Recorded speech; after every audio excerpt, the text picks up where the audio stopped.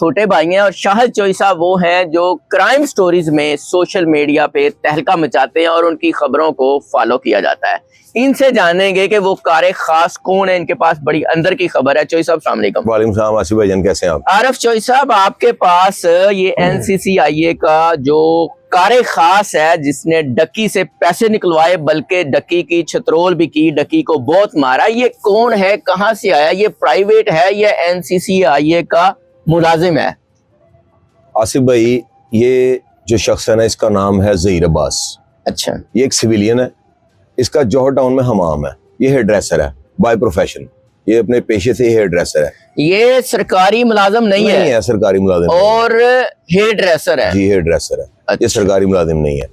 ये डकी के साथ जाके डीलिंग करता रहा। डकी अपने बयान में बताया उसने व्लॉग में कि मुझे एक मूंछों वाला आदमी आ गया, इस तरह उस तरह, जो भी मार कुटाई जिस तरह भी।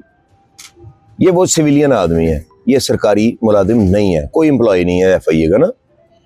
अब ये आपकी स्क्रीन पे तस्वीर चल रही हैं, वीडियोस, एक आधी वीडियो भी है वो भी चल रही है। आप उसमें देख सकते हैं कि वो किस तरह FIA की गाड़ी यूज कर रहा है, चला रहा है, किस तरह वो पकड़ के फिर रहा है सरेआम, किस तरह वो डकी को हथकड़ियों में अदालत में पेश करवा रहा है। आपको पता है कि एक सिविलियन का अदालत में पेश